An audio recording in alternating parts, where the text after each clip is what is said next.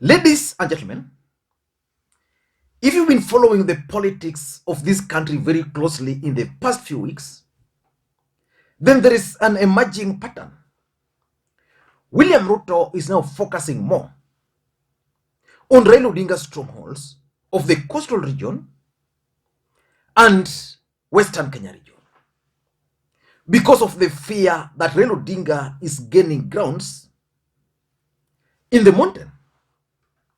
Again, if you follow Raila Odinga's politics this past week, then you should have noted that Raila Odinga is also going for regions which voted for him overwhelmingly in 2007. But 2013 and 2017 went to Jubilee. That is the Isiolo, the Marsabit, the Northeastern, places like West Pokot. And William Ruto was in the coastal region on Friday, Saturday, Sunday. And he held a rally in Mombasa. That rally was dubbed Ukombozi. It was supposed to be one of the biggest rallies ever held in Mombasa by William Samoei Arap Ruto. The truth of the matter is that that rally turned out to be a disappointment to the deputy president. It didn't achieve the objective. In this video, I want us to look at why William Ruto's mission in the coastal region this past week failed terribly, and the deputy president is actually bitter, angry, and is embarrassed.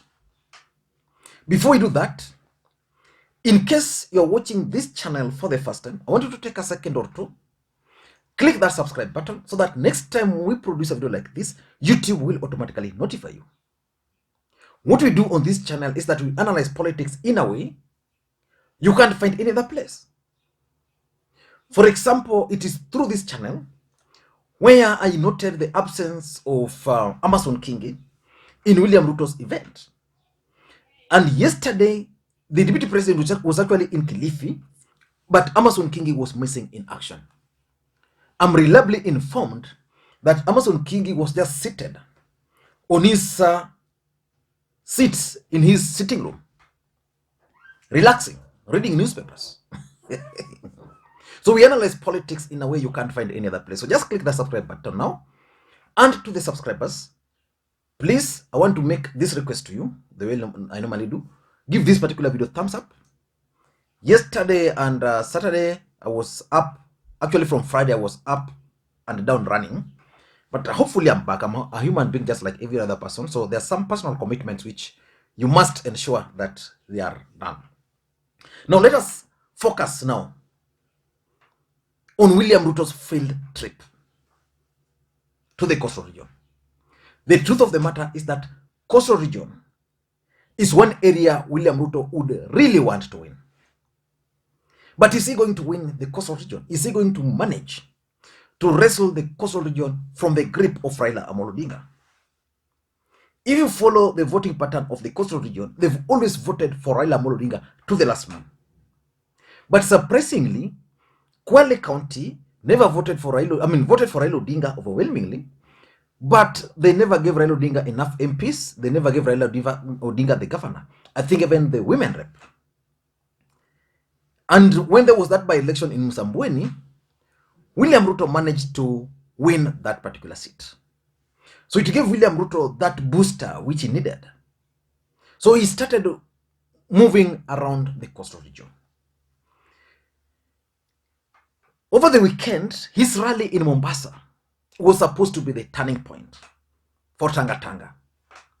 But that rally failed. Why do you think that rally failed? Why do you think it failed? I made several observations. Yeah. The first observation I made about that rally was that that rally was actually delayed by close to 1 hour because of turnout. I have personally attended several rallies, especially in the coastal region, organized by Raila Odinga. If Raila Odinga is supposed to arrive at the rally at 2, for example, by 10, 11, Tononoka is always full. People, I mean, if you want to go to Tononoka and attend Raila Odinga's rally and sit at the front, you must ensure you arrive early. But this particular rally was supposed to begin at 2:30. William Ruto was in Kwale. He crossed to Mombasa via Likoni ferry. By around 2, he had arrived there. But he could not proceed to Tononoka because of the low turnout. So why do you think there was that low turnout? The truth of the matter is that the country is not taking shape. Those who are undecided have already decided. And those who are going to support Raila Odinga have decided they are going to support Raila Odinga. Those who are going to support Ruto have also decided they are going to support Ruto. So right now, I don't think, because every politician is busy, I don't think anybody would want to waste their time attending. For example, if you support Raila, I don't think you'll spend your time attending a particular rally unless it finds you somewhere. So the other truth is that William Ruto is used to roadside rallies where his convoy will always go to a place, stand on the road, cause traffic jam. In the process, people will attend the rally. Like, for example, William Ruto can easily organize a successful rally in Changamwe, because if you know that area, you can easily just stop your vehicles in the middle of the road. Within 10-20 minutes, the place is jamming and people will have to listen to you. So this was a political rally in a stadium. So that's why people, by 2 p.m., people were not there. For example, there's a time I said here that it's very difficult for Ruto to have, let's say, it's very difficult for Ruto to have, for example, an economic forum in Mombasa, let's say in Changamwe, then a rally in Tononoka. He can't, because his supporters, just like Moses Kuria said, they normally move with them. So that's why there was that delay. So that delay confirms that the support the deputy president might have in the coastal region is either cosmetic and people are not passionate about it, or people are just tired. Number two, the second thing I noted why the event, why William Ruto's rally actually failed, was Amason Jaffa Kingi. Where was Amason Jaffa Kingi in this entire trip?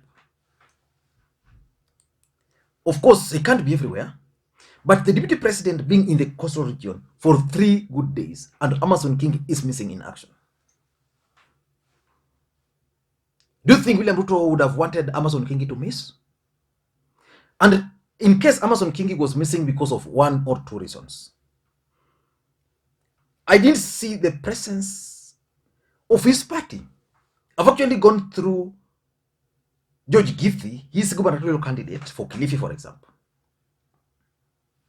He was just holding other political rallies in Kilifi, but not the one attended by the DP. You know, I've always told you that there's a way I have a personal relationship with a few individuals in Kilifi.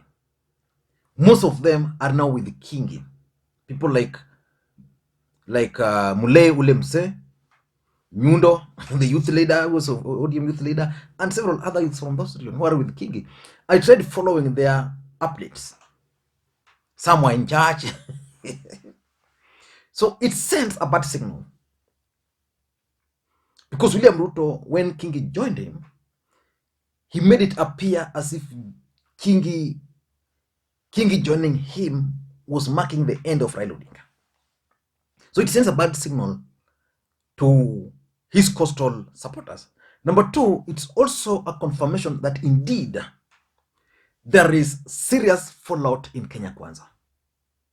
And of course, when The DP was in Kilifi. He was actually with Aisha Jumwa in the same vehicle. The last time they were together, remember, Aisha Jumwa was almost stopped from talking by supporters of Kingi. So there's a fallout in Kenya Kwanza, and we still have like over 40 days to the election. If that fallout is not going to be managed, I'm telling you, things are going to be bad for the DP. And again, William Ruto had hoped to isolate Raila Odinga from coastal politics by rallying key coastal leaders. The truth of the matter is that by Amason Kingi failing to attend this rally, there is no way he can now isolate Raila Odinga, because these other ones were previously with him in Jubilee. People like Mvoria, they were with him with Jubilee. They never made a serious impact, things like those. And also, Kingi was supposed to be the guy who was going to address the issue of the land equation at the coast. Kingi was very clear that for them, they entered into an agreement with the Ruto to address specific issues. So if Ruto is going to the coastal region and Kingi is not joining him, what message is Kingi telling people? That Ruto is not the right guy to address these issues? Or what is he telling people? So I tend to think that the absence of Kingi is actually a confirmation that the trip by the DP failed terribly. Number three, if you listened to William Ruto and his brigades, they wanted to use the issue of the port and tie it to Raila Odinga. Before he arrived, Yichopevu had made it a point. But you see, the deputy president has this weakness of speaking from both sides of the mouth. He called Joho academic dwarf. So it means the residents there, because the moment he tried raising the issue, I think when he was in Kilifi previously, Joho played some clips. That clip dented the image of Ruto. And if you listen to the way he was trying to frame it while at the coastal region, he was like trying to be very careful, but there's no way he can evade it. Because previously he was in Naivasha, and he told those Naivasha how that port was good again. So the residents, he was speaking, the residents were just looking at him.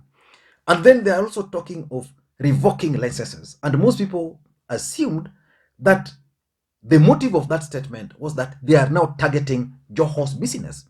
And of course, they know that Hassan Joho has been in port business even before he joined ODM party. The brother is a key player. So if you say that you are going to revoke the licenses of companies like Joho, what comes to mind? So I think his message of the port is no longer selling, because Hassan Joho had managed to respond, and I'll be waiting to see how Joho is going to respond in the next few days.